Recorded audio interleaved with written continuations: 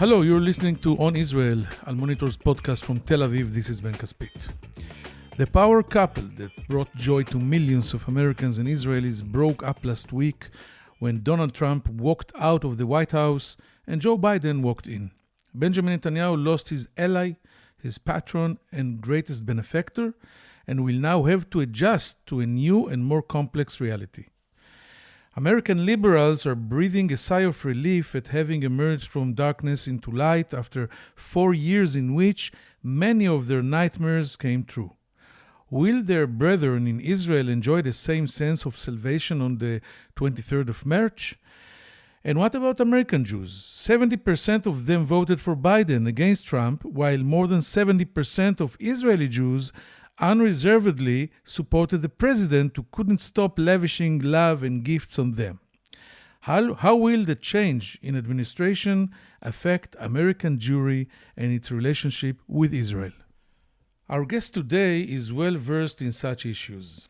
He is familiar with American politics and its corridors of power, as well as with Israel's bizarre political arena and the increasingly troubled relationship between Israel and American Jewry. Dani Dayan was head of the Judea and Samaria Settlements Council for 6 years and one of its most prominent faces. He is a West Bank settler himself and a right-wing ideologue.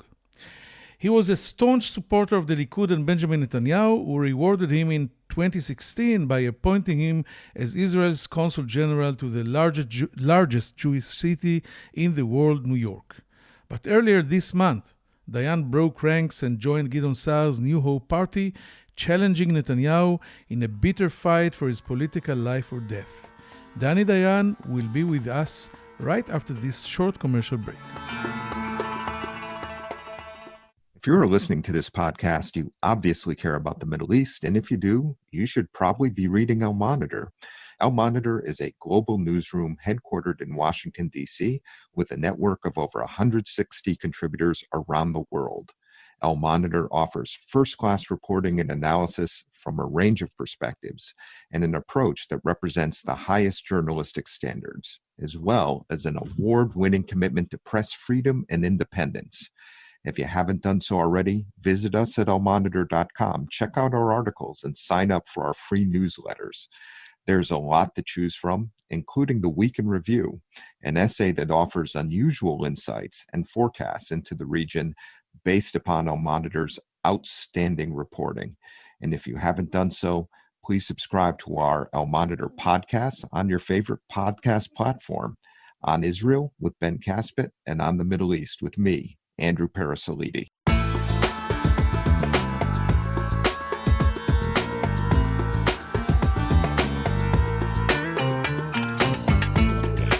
Shalom, Ambassador Dani Dayan, and thank you for joining Al Monitor's On Israel podcast. Shalom, Dani. Shalom, Ben. Thank you for having me. Okay, let's dive to the very important issues we have to speak about. I'm sure you too are grateful to former President Trump for all the gifts he showered on Israel, such as recognition of Jerusalem and the Golan Heights, etc. I'm curious to know how you felt when you saw the events at the Capitol on January 6th. Well, obviously, I felt very bad. I felt outraged. I felt very sad for the United States of America and its democracy and institutions, its glorious institutions. But you know, Ben, it's part of the paradox. It's part of the conflict that existed the entire 4 years of President Donald J. Trump. On one hand, we cannot and we should not deny that he was a diplomatic miracle for the state of Israel. The thing that you call them gifts, I would say the diplomatic dividends that Israel received from that presidency are beyond any wildest imagination, from Jerusalem to the Golan Heights, to the legality of the Israeli communities in Judea and Samaria, the withdrawal from the bad JCPOA with Iran, and the Abraham Accords, and even, I would say, the elimination of one of the most evil persons in the Middle East, Qasem Soleimani. So the dividends were beyond any imagination. On the other hand, and we shouldn't deny that too. He was a car wreck for American democracy, not only for American democracy, for the civility of the political discourse in America. He was a disaster. So yeah, that is the paradox with which we lived those 4 years. And both sides of that paradox, of that contradiction, are similarly genuine, are similarly true. Yes, I think the expression mixed emotions is very precise in this issue. And now we are the spoiled child that just had 4 years bar mitzvah trip. And I want to ask you, how do you think Israel can adjust to the change from Trump to Biden and overcome the major hangover it experienced after parting with Trump, or actually how will it deal with the inevitable withdrawal symptoms of the addiction to Trump? Well, it will be different. No doubt it will be different, a completely different administration. But, when I see the Biden-Harris administration, and I believe this is the way Israel should look at it, not so much, not at all actually, as a crisis, but as an opportunity. I think we had one more opportunity to amend, to repair our relations with the Democratic Party. And if I look, at the gallery of candidates that the Democratic Party presented in its primaries elections for president, I think that the Biden-Harris ticket is the best Democratic ticket we could expect regarding Israel. I think that Joe Biden has really a love for Israel, I would say, from his guts. There are persons that say that the Biden administration will be a third Barack Obama administration.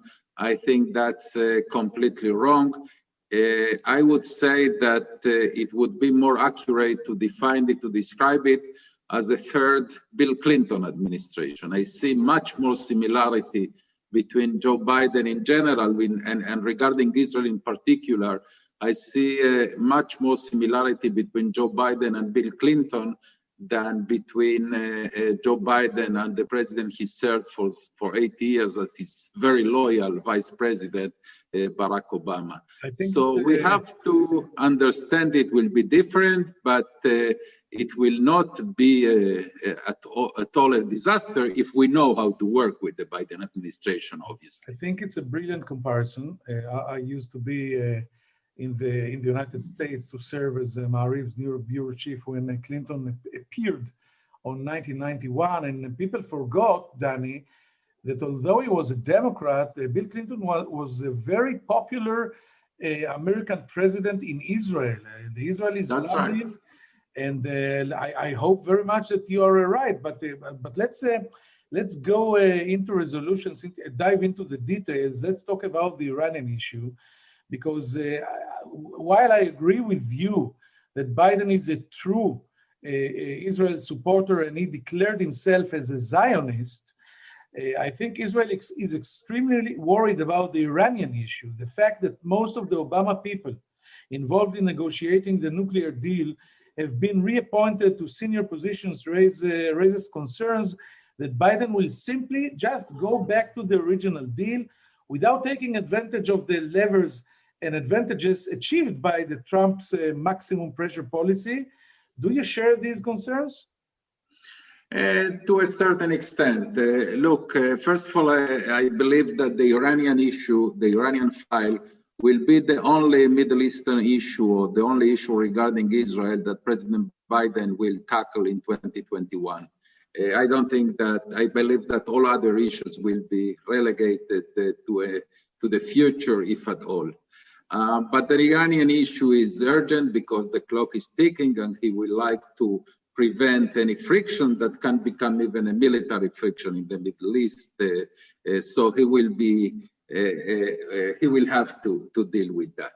Now, look, the question is a question of expectations. If the expectation is that President Biden will declare tomorrow morning that he doesn't intend to rejoin the JCPOA, then we will be disappointed. But that is not my expectation. My expectation is that, as with any other Democratic president, I mean, there was no differences of opinion on that in the Democratic debates. Any American, even Democratic president, will strive to rejoin the JCPOA. Now, what should be Israel's strategy or tactic? Israel's strategy should be to convince the administration, and I believe it will be a quite easy task, to diplomatically convince the administration that they have to negotiate toughly a return to the JCPOA, not to return to the JCPOA as is, but to start a very tough negotiation in which some clauses, especially the sunset clauses, but not only them, will be changed. They will be adapted to the new reality and to the calendar. And the second thing, to expand the scope of the JCPOA, including in ballistic missiles, the spread of terrorism in the area, etc., etc. I think that is an achievable goal. I was very encouraged by the things that Secretary of State or nominated Secretary of State Blinken said in Congress, in the Senate, in his confirmation hearing. Even also Avril Haines, the Director of National Intelligence, said similar things. So I am quite encouraged that we can achieve that. By the way, it doesn't contradict the traditional policy of Prime Minister Netanyahu of fix it or nix it. I don't think we can expect a Biden administration to nix it, so we should work with this Biden administration to fix it. Let's talk about something you just mentioned a few minutes ago, and I think you're a very good expert in this issue as Israel's former Consul General in New York. And I wanted to ask you, can Israel, under Netanyahu, heal the rift with the Democratic Party after Netanyahu's total alliance to the Republican in recent years? And maybe also, how do you think the Democrats' progressive wing, which is identified mostly with harsh criticism of Israel, will affect Biden's policy? What should Israel be doing to neutralize the influence of lawmakers such as Alexandra Ocasio-Cortez, Ilhan Omar, and other members of the so-called squad? I was very encouraged by the nominations that President Biden, President-elect Biden at that time, made for the top cabinet posts. No, I didn't detect in his cabinet nominations even one person not only aligned with Ocasio-Cortez or others, but not even aligned with Bernie Sanders and not even aligned with Elizabeth Warren. All his nominations for the top cabinet posts were mainstream Democrats.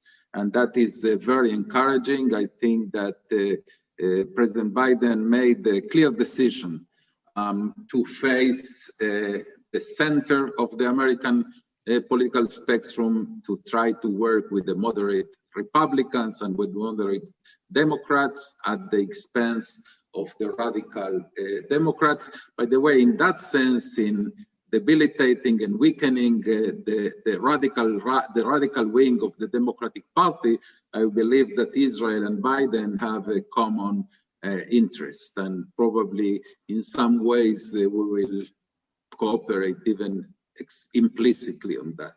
But the question that you raised, Ben, is very serious. Yes, unfortunately, Israel, the Prime Minister, the embassy in Washington are perceived as almost carrying a Republican Party membership card for the last at least 12 years.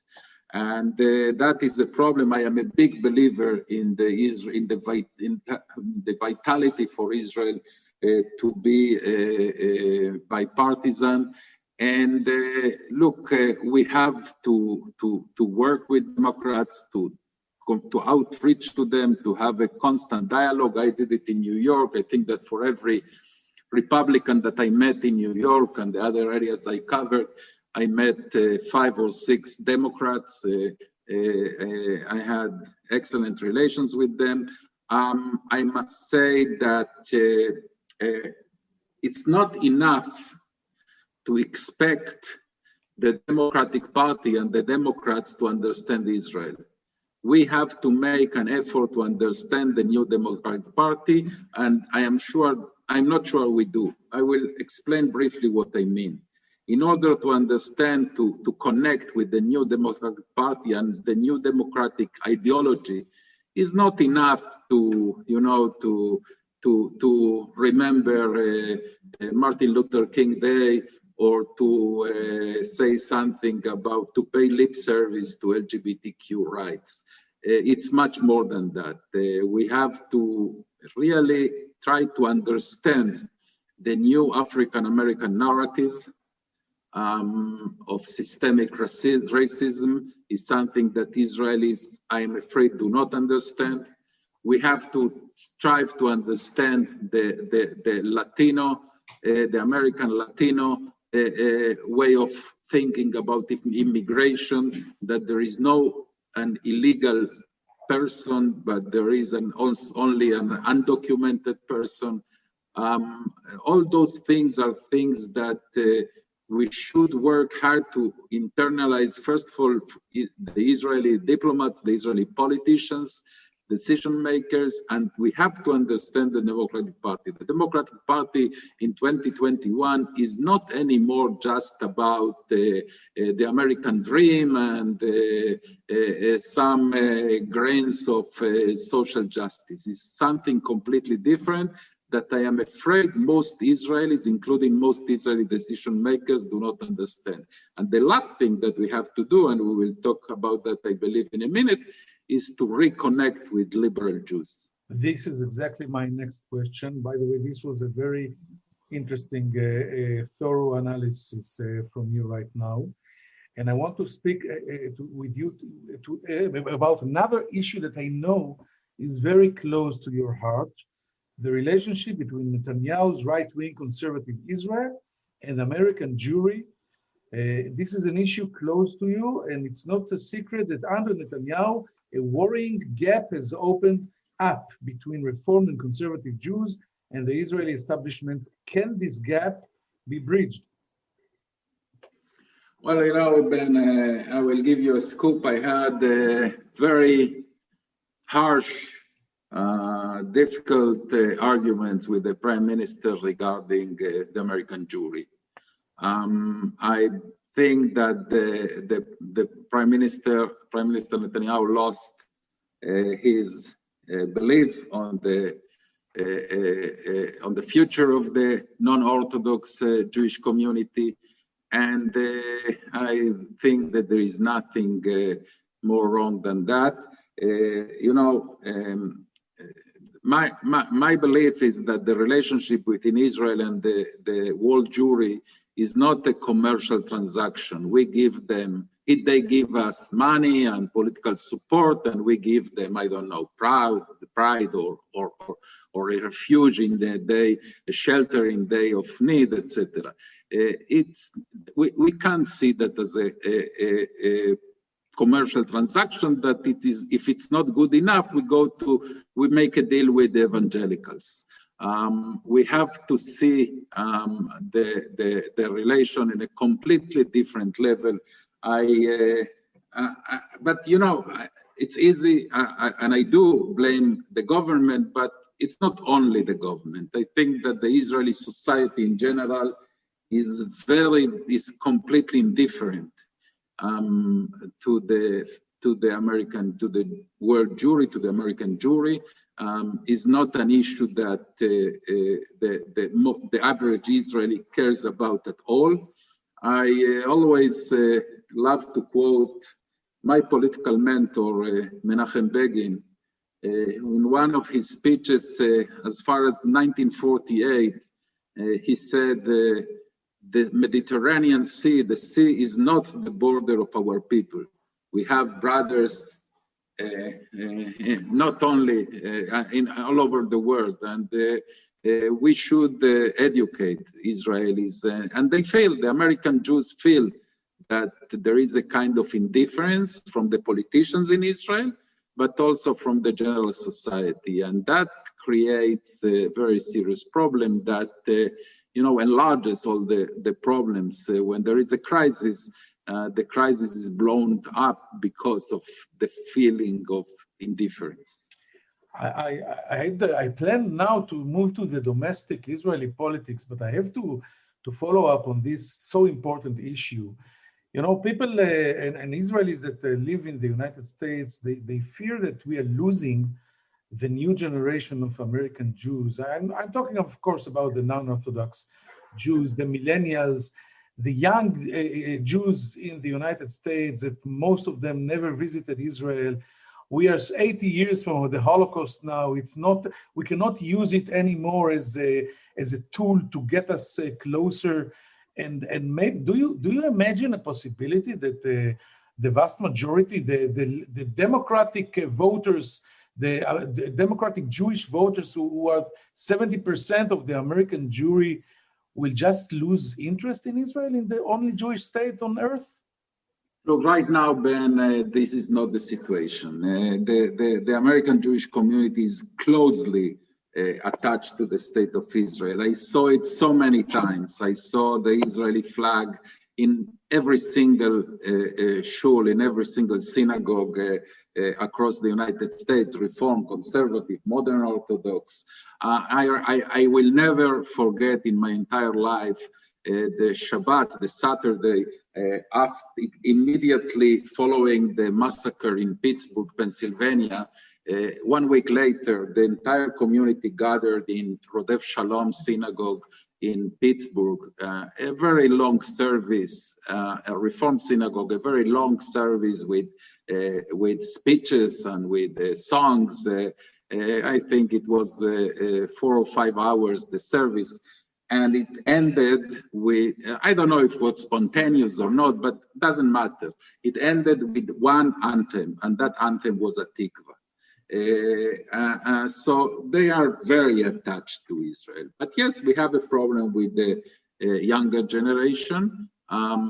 As I said, part of it is because Israel doesn't invest at all in that, and the other reason, which is the crisis of American Jewish education. I think that the most acute crisis of the American Jewry is the crisis of the American Jewish education, which is tremendously expensive, and doesn't allow for many youngers to get a proper Jewish education. Jewish, I mean, not the necessarily religious education. But, Ben, I will sum it up this way. What really, I'm not so bothered about the next week crisis with the American Jewry. And I'm not so worried about the headline in Al Monitor or in Forward about the crisis, this crisis or that crisis, conversion, kotel, etc., etc. What really keeps me literally awake at night sometimes is what will be written in the Jewish history book that will be written 70 or 80 years from now. I am scared, I am really afraid that we will read in that book that during the 21st century, the Jewish people split into two unconnected tribes, or worse than that, that a very large tribe, we lost it. And I think that is the responsibility of the state of Israel to prevent that. And I don't see that the state of Israel does what it should do in that respect. So I hope you will be able to influence after the election through the post you'll get or not get in the new government, because it is important to all of us, not only to right-wingers or lefties, and to all of us. And I'm a partner to your feelings here. And let's move to this to the domestic issue in Israel. As soon as you announced you were going or joining Gideon Sa'ar, you were immediately accused of treason against the Likud. So I wanted to ask you, why did you go with Gideon Sa'ar? And do you think Gideon Sa'ar is ready for this incredibly complex job of Israeli prime minister? And will he know how to square the circle and make the ultra-Orthodox join a government with the anti-clerical parties of Lieberman, Yair Lapid, etc.? Look, my last month in New York, it was a gradual process. During my last months in New York, and since I returned to Israel, I felt extremely uncomfortable with the way that Benjamin Netanyahu manages the state affairs. I was disappointed, especially by the last government, 36 ministers, 8 deputy ministers, what we call in Israel the Norwegian law that added even more unnecessary Knesset members to the parliament. And then the fact that, in cold blood, Netanyahu decided something that is really inconceivable, and not to legislate the state budget, something that really I couldn't. And above all, the dividing and the violent discourse that emanated from his office and from his loyalists. But yes, I also feel it now, and my daughter feels it in harsh insults and things like that, because we dare to join a different party. I know the moment Gideon Sa'ar announced that he's forming his new party, New Hope for Israel, I knew immediately, first of all, that I at last have a party, I have for whom to vote. I felt completely disappointed from Likud, that I knew that I cannot vote for it. But for instance, in the previous election, I didn't think that Benny Gantz is the proper person to replace it, the capable person to replace Netanyahu. The moment Gideon Sa'ar declared his candidacy, I knew that I have found the person I want to be the next prime minister of Israel. Then when Gideon Sa'ar, whom I know more than 30 years, called me and asked me to join the list of candidates, I agreed. I thought it was my responsibility to contribute my share. Yes, I know Gideon Sa'ar for 35 years, since he was a teenager. I know that he has an incredible intellectual capabilities. He has a quiet leadership.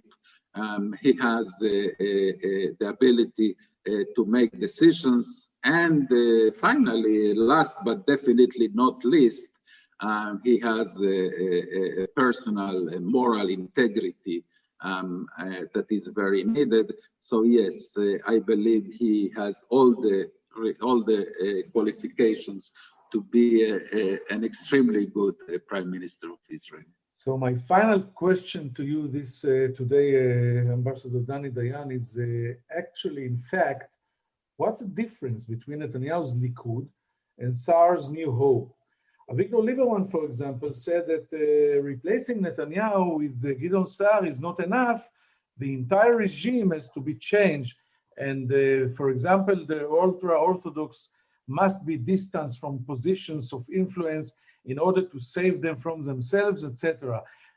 Gideon Sa'ar as a prime minister, what will be the acute change between him and what we see now from Netanyahu? Well, first of all, I think that Netanyahu isn't able to form a government. So New Hope, that's the reason we go to a new round of elections, a fourth round of election in less than 2 years. That's exactly the reason. And that nothing has changed in that respect. I think that Gideon Sa'ar will be able to form, it's the only person that is able to form a stable coalition. And by the way, he will have, in my opinion, several options for at least two options for coalitions, not necessarily the coalition that Victor Lieberman referred to. All the parties that were in the past members of Netanyahu's coalitions, including Lapid and others, are candidates for Gideon Sa'ar's coalition. But I think that I would say two very important things that make the difference between New Hope and the current Likud. First of all, Menachem Begin always referred to his party as a National Liberal Party. We are a National Liberal Party. Likud has forgotten what liberal means. And also the way that Netanyahu corrupted the Israeli politics, making it a politics, first of all, of personal interests, a politics of harsh words and insults and division. We will change that. We are loyal to, it's what Zev Jabotinsky called Hadar, which is a kind of gentlemanship that we are all committed to. So I think that Gideon Sa'ar government will bring a new political culture, a cleaner politics to the state of Israel, a politics of unity and not of division, like Likud and Netanyahu have done during the last years. And all of this will be decided on March 23rd. Ambassador Dani Dayan, it was very interesting. I thank you very much for joining us. We will go now to another very short break, and we'll be back soon with some final thoughts. Thank you, Dani. Toda v'shalom. Thank you, Ben. I'm Andrew Parasolidi, president of the award-winning media news site El Monitor, where we cover the Middle East with some of the best reporters and columnists anywhere. And I'm excited to announce our new podcast on the Middle East, where each week I will interview newsmakers from the U.S. and the region about the latest news and trends with additional commentary from our on-the-ground correspondents. Those of you who follow the region know that what happens in the Middle East doesn't stay in the Middle East. And to cite another great movie line, every time the U.S. tries to get out, the region pulls us back. Your time is valuable, so let me promise you this. You will learn something and you will never be bored, because each week we'll be talking with and listening to those leaders who are making the news and shaping the trends in this critical and fascinating region. So please subscribe to On the Middle East with me, Andrew Parasolidi.